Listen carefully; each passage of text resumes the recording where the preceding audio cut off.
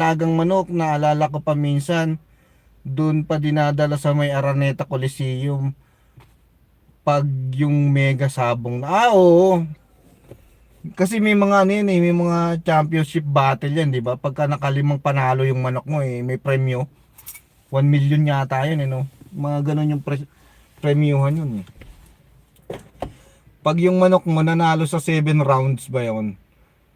Kaya lang madalang na yung mga ganun. Siguro marami lang yung mga 5 rounds lang eh. Pag nanalo yung manok mo, may grand prize yun. 1 million yung ano yung grand prize nun eh. Laki ng pustahan doon. O malaki talaga pustahan doon. Ano ata, lowest 500 doon. Lowest 500.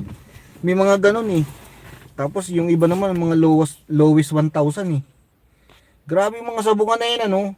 Ang daming pera pala dyan. Kaya pala ang daming na-addict dyan sa sabungan na yan. Diyos ko. Kahit na may bayad yung entrance fee niya. Dito sa pinunta namin sa may Malanday eh. Ang entrance fee is 200 ata yun. 200 isang tao. Grabe no. Nagsabong ako sa Araneta 5 minutes. Talo agad ng 500,000 na agad. Oh. Nagsabong ako sa Araneta 5 minutes. 5 million talo agad. Half million. 5 minutes talo agad 5 million agad. Oh. Lodi out mo na ako. Hahatid kasi sa galaan ng anak ko. Ingat Lord. Oy, salamat Eddie Nabali. Ingat po kayo. Ride safe, drive safe po ah. Salamat sa pakikipagkwentuhan. Madam Lynn Italy, thank you ah. Oh, nagsabong grabe naman yung pustahan na yon. Laki ng pustahan doon, no? Grabe. Lynn, dami mo pera, pautang nga. Magmula noon, di na ako nang sumabong. Tinola na lang at panalo ka agad. Oh, magtinola ka na lang kasi pagka nagsabong ka pa, laki pa ng ano mo diyan. Mapapalautang ka pa diyan. sa amin ano, sa Araneta ganoon, oh. Sa Araneta talaga ganyan kasi ano yan eh, kilala yan eh. Marami talagang ganyan. Minsan nga yung mga nagsasabong-sabong diyan, hindi lang mga manok eh. Pati yung mga tao nagsasabong-sabong na rin diyan. Nagaway-away na din. 'Di ba? Dahil nagkakadugasan na rin eh. Pero bilib ako sa mga babaeng nagsasabong ha, ang gagaling nila mamili ng manok na mananalo ha.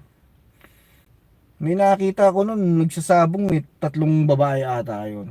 First time ko lang kasi pumasok sa sabungan, di na umulit eh. May nakita ko mga sabungera, ang gagaling. Pag pumusta panalo eh. Napasama lang ako noon 10 years ago. Aba!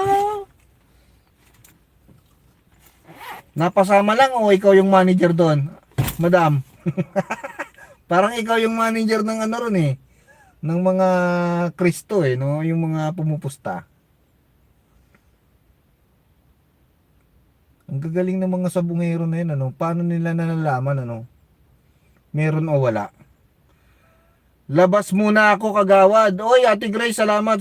Pag-ingat ka. Salamat sa pagbisita mo, Ate Grace, ha? At pagtambay mo dyan. Kung may gagawin kayo, mag-ano na kayo kasi uuwi na rin ako eh. Uuwi na rin ako sa bahay, magmumotor pa ako. Masarap magpahinga eh, matutulog tayo syempre. Tapos 3 days tayong walang pasok. Magkukutkot tayo ng mga channel nyo. Bibisitahin ko yan mga agawad habang naglalaba tayo bukas. Maglalaba ako bukas eh. Salamat sa mga nandito ha. Hanggang dito na lang yung live natin. Maraming salamat. The Drifter, thank you ha. Mabuhay.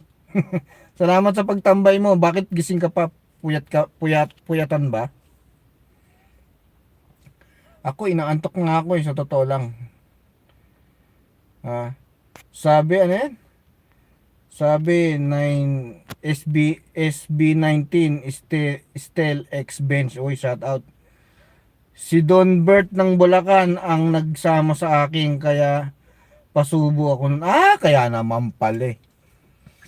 Niyaya ka nun sa sabungan. Madam, Si ano ba? Si Don Bert ba?